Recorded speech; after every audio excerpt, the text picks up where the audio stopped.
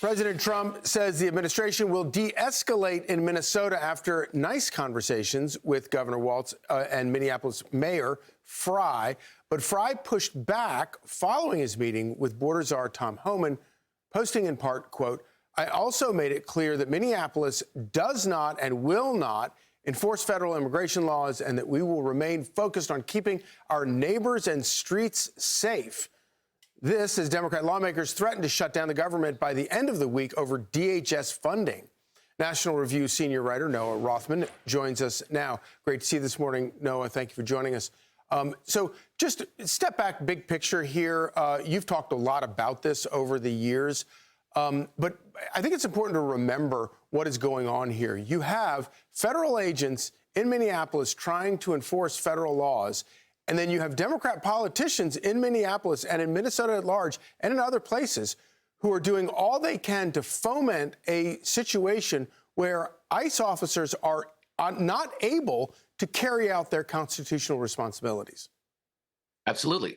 We know there are activist groups that goad well-meaning liberals into putting themselves in between armed law enforcement agents and the targets of arrest. Extremely dangerous. But we've also seen Democratic politicians like Governor Walz tell them to continue doing that, not just filming them, which is their right, but also saying that'll be used in prosecutions against ICE agents. That's the sort of thing that can go to an impressionable head. Likewise, you have dozens of Democrats falsely accusing ICE of abducting children and using them as bait. Minnesota Senator Tina Smith calling that pure evil. Again, it's the sort of thing that radicalizes. But there are also elements. I'm sorry, continue. No. I want to get to the politics, but I also want to ask you about this. The fact that you make a really important point about how these politicians are saying that, oh, we're going to keep these videotapes to prosecute. Obviously there are protections for federal officers working in a state or a city. But that immunity in the hands of local politicians, I'm scared for these agents. Well, I don't know what the plan would be for local prosecutors. There are certainly prosecutors who like to make a name for themselves with these splashy campaigns. Mayor Frey's position that he's not going to be able to enforce or will not enforce federal law, at least immigration law, that seems pretty untenable, at least if we look at 2020 and his belated and welcome efforts to police those protests eventually. The activist class doesn't make this careful distinction between the enforcement of federal and state law and the enforcement of any law against them, especially in the event that they engage in unrest or unlawful activity, is going to be not especially welcome with the activist class that he's trying to ingratiate himself to. Right. But I do also have to say that there are elements in this administration that also welcome this kind of street theater. It was widely reported last year that splashy law enforcement activity is designed to deter would-be migrants from coming north, and it has had that effect, but at the expense of increased media attention and an increasingly agitated opposition. And there's a theory that conflict between activists, left-wing activists in the streets redounds to the benefit of the law and order administration. Right. I think that's a sound calculation, but it's a fraught one, increasing the risk of confrontation where everything can go wrong. Especially because President Trump has demonstrated that he's actually trying to actually get things done as opposed to just make a splash. But you bring up politics, and I think it's really important. Obviously, all of this is against the backdrop of politics.